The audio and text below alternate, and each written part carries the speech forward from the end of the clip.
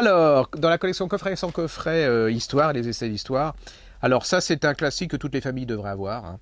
Jean Sévillia, Histoire passionnée de la France, chez Pocket. Vous savez, c'est le genre d'histoire qui, il y a encore quelques années, avant les événements qui se passent actuellement, on disait que c'était une histoire absolument réactionnaire.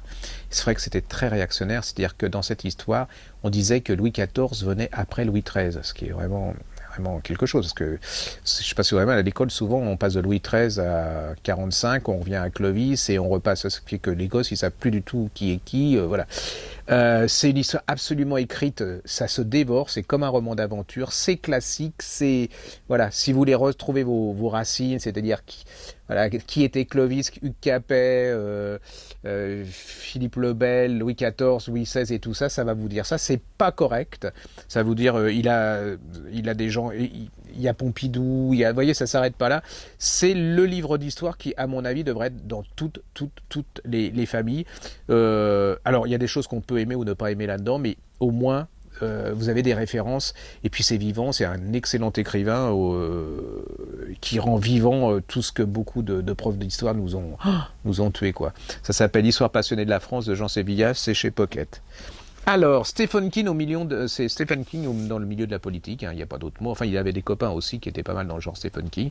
Ça s'appelle Beria, chef de la police secrète stalinienne, de Tadeusz Witlin, c'est Poche. Et je crois que c'est Staline qui, quand il parlait de Beria à Churchill, disait ça, c'est mon Himmler à moi, vous voyez, donc super sympathique.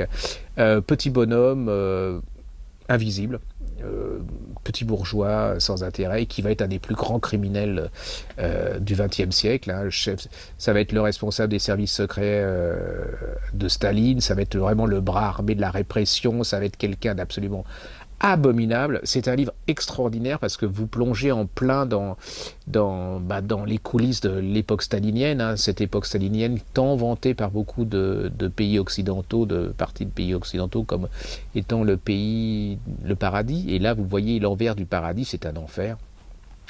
Et puis en plus, ce qui est absolument fascinant, sensible, c'est que ce petit bonhomme, voilà, comment un petit bonhomme comme ça peut arriver en haut et faire des dégâts aussi monstrueux. C'est-à-dire que vous vous rendez compte souvent que dans l'histoire, les pires crapules sont des gens que vous pourriez avoir dans votre famille croisés, qui aiment leurs enfants, si tant est que lui, et voilà, c'est pas. Mais comme Himmler, vous voyez, ça s'appelle Beria, chef de la police secrète stalinienne. Alors là, c'est indispensable pour savoir ce qu'était vraiment le régime communiste au XXe siècle. Dans le genre, alors on était à gauche, maintenant on va à droite. Ça c'est un monument, hein. Monument. Je dis pas, alors c'est le contraire de l'autre. Hein. C'est le contraire de Beria. Ça s'appelle, c'est Goebbels, ça c'est la biographie en 2 tomes de Peter Longrich, c'est chez Tempus. Ça c'est vraiment monument. C'est-à-dire que autant Beria était un petit individu pas très intelligent, autant Goebbels c'est un intellectuel, hein, qui avait de grandes ambitions, mais à qui on a refusé ses ambitions parce qu'on jugeait qu'il n'avait pas les capacités de ses ambitions, et qui va se mettre au service de Hitler. C'est toute l'histoire de l'Allemagne, du nazisme, comment ces gens sont arrivés à dominer le monde, enfin oui, une partie du monde, et puis c'est surtout comment cet homme a été en sorte le créateur de la propagande, c'est-à-dire comment il a manipulé les gens, comment il a été le maître de l'image en Allemagne, comment il a fait de Hitler un mythe à cette époque-là, parce qu'on le filmait sous toutes les coutures, comment, voilà, c'est un type qui à mon avis n'a jamais réussi ce qu'il voulait être, c'est-à-dire un grand intellectuel, ce qu'il n'était pas. Hein. Donc c'est une sorte, c'était un peu ridicule ce que je dis, mais de vengeance à travers, voilà. C'est une abomination, mais c'est une abomination intelligente. C'est faire se méfier.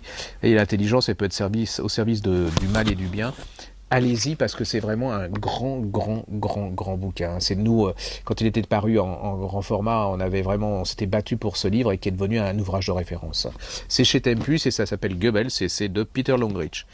Et on va finir par un peu d'optimisme de Yves Coran et de Negev, ça s'appelle Nous étions des géants. Dans la petite bibliothèque Payot, et ça c'est un livre extraordinaire. C'est-à-dire que ces gens sont des Lilliputiens, hein, c'est-à-dire qui sont capturés, qui vont se retrouver, des Lilliputiens qui vivaient à l'est de l'Europe, qui vont être capturés par les nazis, qui vont se retrouver dans des camps, qui vont être vous dites c'est pas possible, ils vont mourir, ça va être les premiers qui vont être, vous voyez, une sous-race, on a toute cette histoire de sous-race, de sous-hommes, hein, et puis ils vont réussir à s'en tirer. C'est-à-dire que, et à travers eux, vous allez voir, vous allez voir Mengele, vous allez voir tout ce que la médecine faisait aux gens, vous allez découvrir une autre manière de voir les camps de concentration, vous allez voir aussi, ils ont eu beaucoup de chance aussi, hein, ils ont fait en sorte de se sauver, mais ils ont aussi une chance extraordinaire, et ils fascinaient leurs bourreaux quand même quelque part, quelque chose, il y a une espèce de fascination et d'amusement.